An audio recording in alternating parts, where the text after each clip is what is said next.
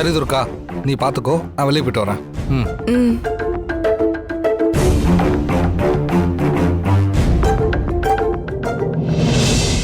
நான் மட்டும் இல்ல, என்ன மாதிரி 100 பேர் வந்தாலும் இந்த பாவத்தை இனி சரி செய்யவே முடியாது. இப்பதான் எனக்கு புரியுது. இத நான் வந்து இங்க சொல்லத்தான் நான் போட்ட பிரசன்னம் எனக்கு இங்க வர அனுமதி கொடுத்திருக்கு.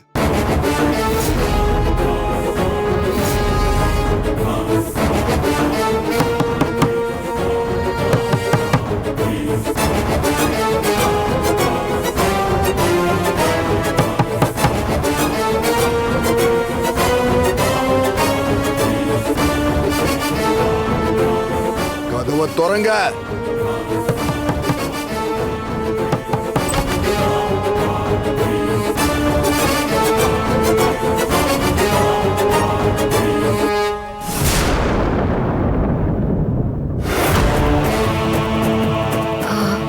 ஐயா, என்னோட ஜாதகத்தை கேட்டீங்களே, நீங்க பிரசங்கம் பாக்குறதுல பெரிய ஆளுன்னு சொன்னாங்க.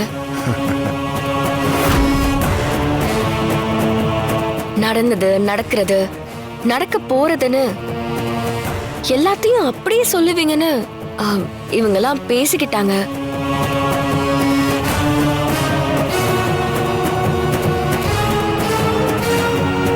நீங்க இந்த ஜாதகத்தை பார்த்து என் எதிர்காலத்தை கணிச்சு சொல்லணும். குடுமா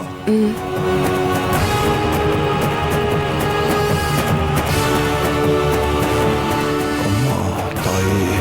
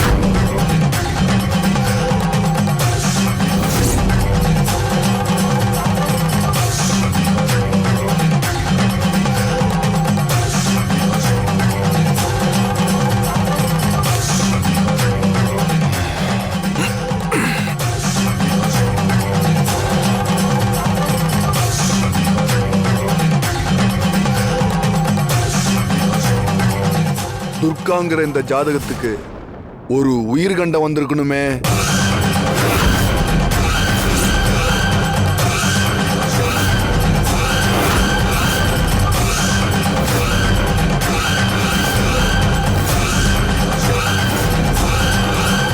ஆனா அந்த உயிர்கண்டத்தில இருந்து இப்ப தப்பி பிழைச்சி மறுபிறவி எடுத்து வந்திருக்கீங்க.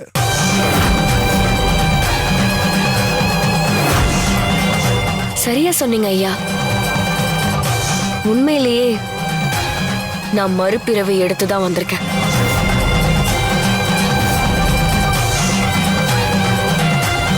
இதுக்கு முன்னாடி ரொம்ப பயந்தவளா இருப்பேன். எல்லாரும் என்ன மிரட்டுவாங்க, திட்டுவாங்க. ஆனா இப்ப எனக்கு யார பார்த்தும் பயம் இல்லை.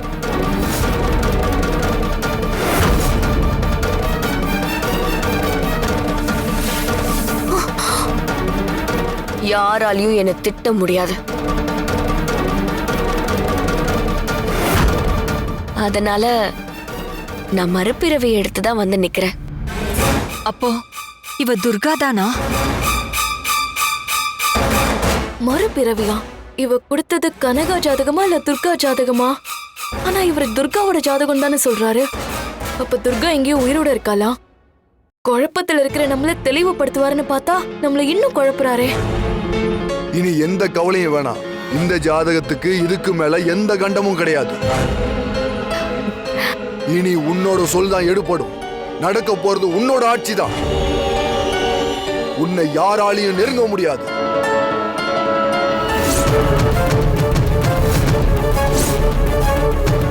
இந்த ஒட்டுமொத்த ஊரோட ஆதாரமாவும் ஆணிவேராவும் நீ இருக்க போற. உனக்கு நல்லது செஞ்சவங்க பல மடங்கு நல்லதை அனுபவிப்பாங்க. தெரியாம கூட உனக்கு கெடுதல் பண்ணவங்க அடிவத்தான் சந்திப்பாங்க.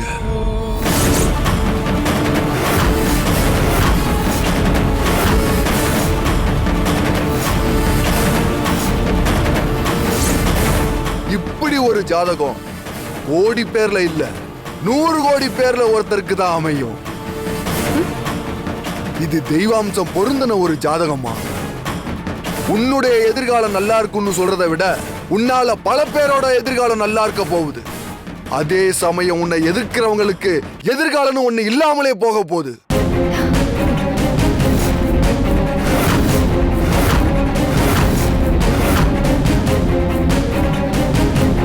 நீ ஆசீர்வதிக்கப்பட்டவ இல்லம்மா, ஆசீர்வாதம் கொடுக்க பிறந்தவ. நன்றிங்கய்யா.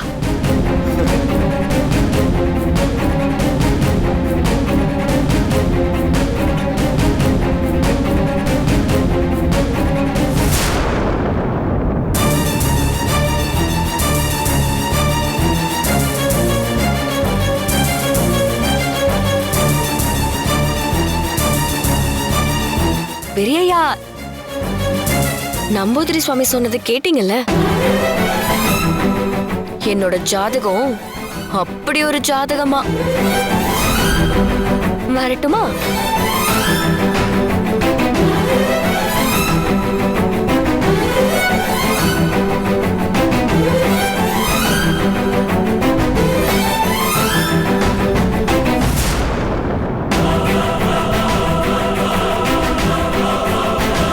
ஆவுடைய ஐயா, 2 ஜாதகத்துல உங்க ஜாதகத்தை தொட்டு பார்த்ததுல பாவமும், துர்கா அம்மாவோட ஜாதகத்தை தொட்டதால எனக்கு புண்ணியமே கிடைச்சிருக்கு.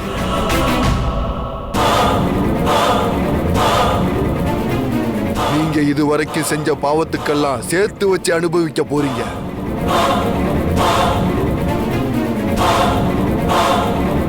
இதுவரைக்கும் ஏன் எதுக்கு இப்படி நடக்குதுன்னு புரியாம குழப்பத்துல இருந்திருப்பீங்க. இனி எல்லாத்துக்குமான காரணம் உங்களுக்கே புரியும். நான் வரேன். வாங்க.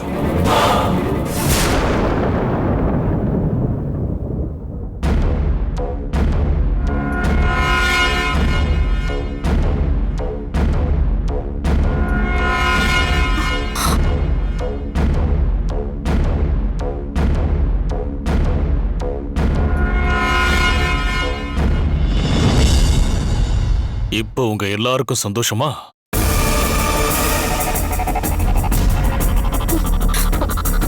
சந்தோஷமா?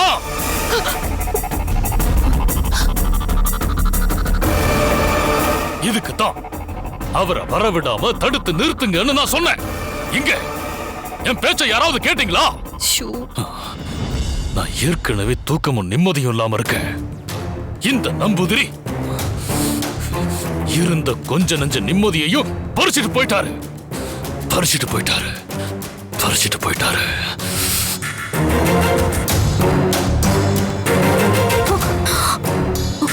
என்னங்க நீங்க? முதல்ல இங்க இருந்து போங்க.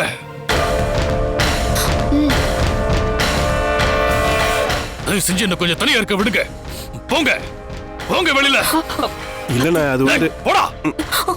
சித்தப்பா வந்து தொழலாம்.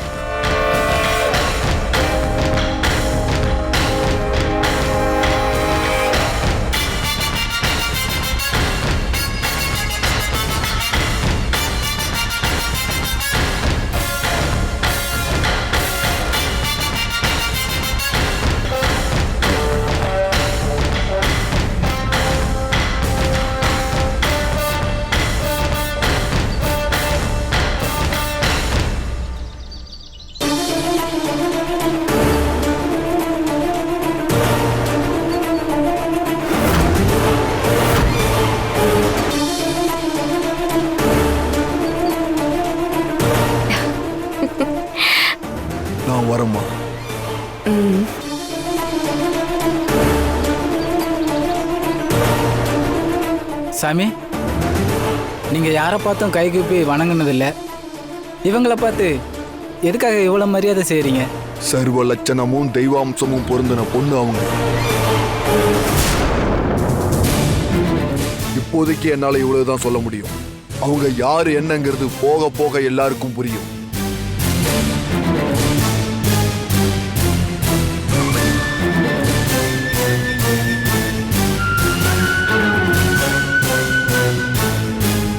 சாமி, நாம நாளைக்கு மும்பையில் இருக்கணும். பயணத்துக்கு ஏற்பாடு பண்ணிட்டேன். குடிலுக்கு போயிட்டு அங்கிருந்து கிளம்ப சரியா இருக்கும்.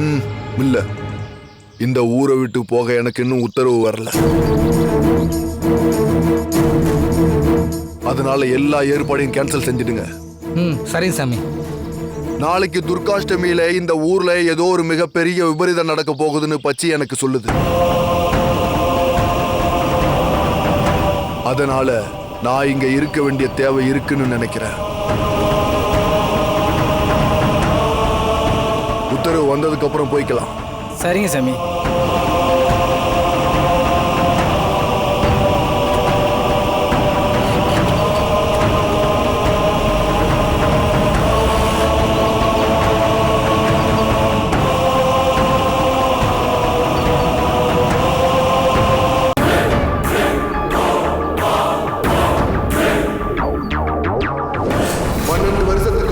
கரங்கள் கை வச்ச மாதிரி ஒரு பெரிய பாவத்தை பண்ணிருக்கீங்க.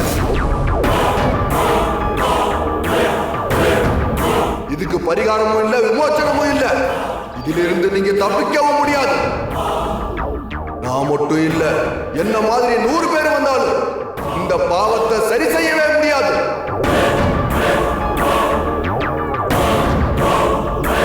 தெரியாம கூட உனக்கு கெடுதல் பண்ணவங்க அடிவத்தான் சந்திப்பாங்க.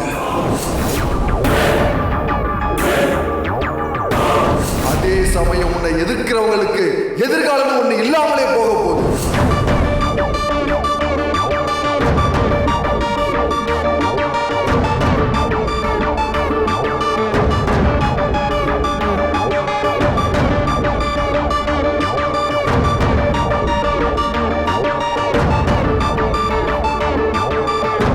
தம்பி, அவர் இன்னும் டென்ஷனா தான் இருக்காரு. அக்கா, ஒரு வார்த்தை பெரியவரை கேட்டு நம்பூதிரிய வர வச்சிருக்கலாம். வந்தவரு ஏதாவது பரிகாரம் சொல்லிட்டு போவார்னு பார்த்தா இன்னும் பயத்தை உண்டு பண்ணிட்டு போயிட்டாரே. ஆனா துர்கா ஜாதகத்தை கோடியில் ஒரு ஜாதகம்னு சொன்னாரே. ஐயோ, அதான்க்கா எனக்கு ஒண்ணும் புரியல. செத்து போனவளுக்கு எப்படி ஜாதகம் இருக்க முடியும்? காலன் சாமி இவள அவட்டா ஆவின்னு சொன்னாரு. இவரு மனுஷின்னு சொல்லிட்டு போறாரு. எதை நம்புறதுனே தெரியல. இந்த கப்சா பத்தாதுன்னு 13 வருஷத்துக்கு முன்னாடி கரண்ட் கம்பியில கைய வச்ச மாதிரி ஒரு காரியத்தை பண்ணிட்டீங்கன்னு அடுத்து ஒரு கப்சாவை எடுத்து விடுறாரு. டேய் அர்ஜுன், அப்படிலாம் பேசாதடா. நம்பூதிரிய சாதாரணமா எடை போடாத. என்ன தம்பி, பொடி வச்சு பேசுறீங்க? அப்போ 12 வருஷத்துக்கு முன்னாடி ஏதோ தப்பு நடந்திருக்கு. அது உங்களுக்கும் தெரிஞ்சிருக்கு. ஒருவேளை நீங்க 2 பேரும் சேர்ந்துதான் அதை பண்ணீங்களா? உண்மையை சொல்லுங்க. சொல்லுங்க தம்பி. அண்ணி, அதெல்லாம் ஒண்ணு இல்ல. நீ அண்ணனை பாருங்க. இன்னும் நம்பூதிரி வந்துட்டு போன பதட்டம் குறையாம அங்கேயும் இங்கேயும் நடந்துகிட்டு இருக்காரு. வாங்க நீ முதல்ல அவரை போய் சமாதானப்படுத்துவோம்.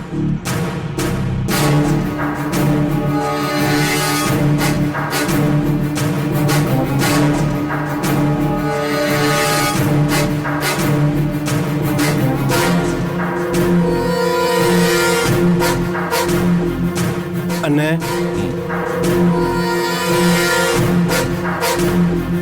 என்ன மறுபடியும் துர்காவை அழிக்கிறேன்னு சொல்லி ஏதாவது புது ஏற்பாடோட வந்திருக்கீங்களா?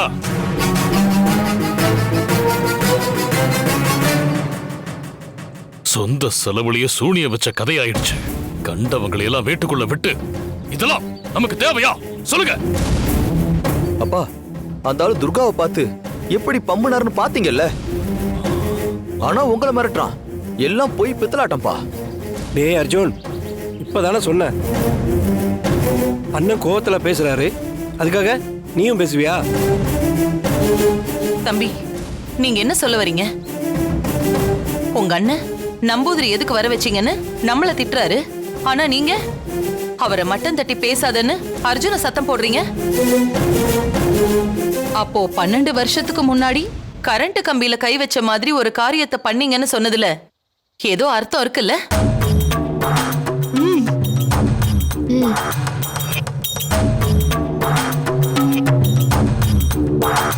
என்னங்க, உங்க தம்பி பயப்படுறத பார்த்தா 2 பேரும் ஏதோ மறைக்கிறீங்கன்னு தெரியுது. நம்பூதிரி எதை பத்தி அப்படி சொல்லிட்டு போறாரு? என்ன நடந்துச்சுன்னு சொல்லுங்க.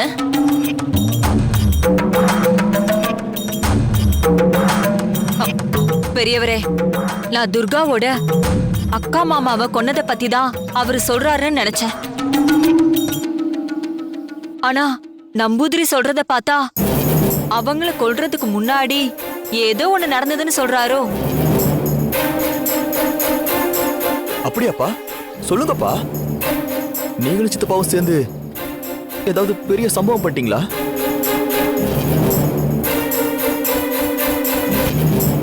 நான் கூட துர்காவை கொன்னோமே, அவளை பத்தி ஏதாவது சொல்லிடுவாரோன்னு பயந்துகிட்டே இருந்தேன். துர்கான்னு ஒருத்தி இங்க இருக்கிறதாலையும் அவ ஜாதகத்தை கொடுத்ததாலையும் அவர் அவளை பத்தி எதுவுமே சொல்லலன்னு நினைக்கிறேன். ஆனா எங்களுக்கே தெரியாத ஒரு விஷயத்தை அவர் சொல்லிட்டு போயிருக்காரே. அதனாலதான் நம்பூதிரியை எதுக்கு வீட்டுக்கு வர வச்சேன்னு கோவப்பட்டீங்களா? ஏன் பேசாம இருக்கீங்க? எல்லாருமா சேர்ந்து ஒரு கொலை பாதகத்தை பண்ணிட்டோம்ல, இது மட்டும் எங்களுக்கு தெரியக்கூடாதுன்னு ஏன் நினைக்கிறீங்க? கொஞ்சம் அமைதியா இருக்கீங்களா? ஏற்கனவே நான் 1000 குழப்பத்துல இருக்கேன். இதுல அரையும் குறையுமா ஏதோ ஒண்ணு தெரிஞ்சு வச்சுக்கிட்டு இப்படி கேள்வி மேல கேள்வி கேட்டு டார்ச்சர் பண்றீங்க. அவ்வளவு முக்கியமான விஷயமா இருந்தா நான் சொல்லிருப்பேன்ல. இப்ப சொல்லுனா பின்னாடி சொல்லுவேன்னு அர்த்தம். இப்ப என்னோட நினைப்பெல்லாம் வருங்காலம் இன்னும் கஷ்டமா இருக்குன்னு அந்த நம்பூதிரி சொல்லிட்டு போனாரே. அடுத்து என்ன நடக்க போகுது, நாளைக்கு பொழுது எப்படி விடிய போகுதுன்னு மனசுக்குள்ள வச்சு தவச்சுக்கிட்டு இருக்கேன் நானு. இத பாருங்க, என்ன பிரச்சனை வந்தாலும் அதை நாம ஃபேஸ் பண்ணணும். எல்லாத்துக்குமே நாம அதுக்கு தயாரா இருக்கணும். எப்பவோ முடிஞ்சு போன விஷயத்தை பத்தி பேசுறதுனால எந்த பிரயோஜனமும் கிடையாது. ஆனா அந்த பாவத்தோட பலனைத்தான் நாம் அனுபவிக்க போறோம்னு சொன்னாரே. சரி, அந்த பாவம் என்னன்னு தெரிஞ்சு நீ அதுக்கு பின்னாடியே போய் உன்னால அதை சரி பண்ண முடியுமா? சொல்லு, சரி பண்ண முடியுமா? முடியாதுல. அதனாலதான் சொல்றேன், இனி ஆக வேண்டியதை பாப்போம். பெரியவரே, அந்த நம்பூதிரி துர்காவோட ஜாதகத்தை அருமையான ஜாதகம்னு சொல்லிட்டு போறாரே. செத்து போனவளுக்கு எப்படி ஜாதகம் இருக்கும்னு கேக்குற, அப்படித்தானே? பாருங்க, திரும்ப திரும்ப நான் சொல்றேன், அவ அவட்டையோ ஆவியோ இல்ல மனுஷியோ. இந்த ஆராய்ச்சிக்கு யாரும் போகாதீங்க. அதையெல்லாம் கேள்வியா கேட்டுக்கிட்டே இருந்தா நமக்கு மிஞ்சறது வெறும் குழப்பம் மட்டும்தான். அவ என்ன வேணா இருந்துட்டு போகட்டும், அவளை அழிக்கிறது மட்டும்தான் நம்ம எல்லாரோட ஒரே குறிக்கோளா இருக்கணும். புரிஞ்சுதா? புரிஞ்சுதா?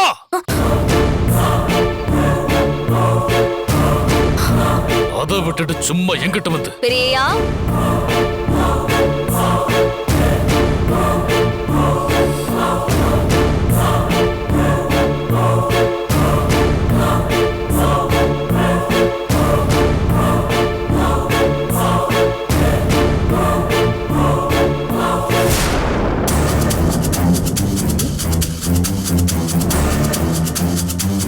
ரூம்குள்ள கதவு சாத்திட்டு பேசினா போர் அடிக்குதுன்னு நீச்சல் குளம் கிட்ட வந்துட்டீங்களா?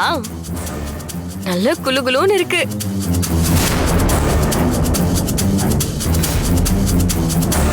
இப்படித்தானே தெரிஞ்சிருந்தா மோரு கொண்டு வந்திருக்காம சூட டீ கொண்டு வந்திருப்பேன்.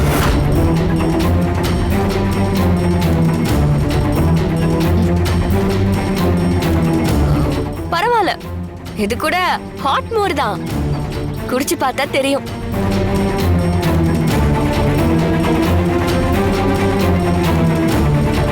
என்ன எல்லாரும் ஒரு மாதிரியா இருக்கீங்க? என்னன்னு புரியலையே. பெரியயா ஜாதகத்தை அல்பாயுச ஜாதகம்னு சொல்லிட்டாங்களா?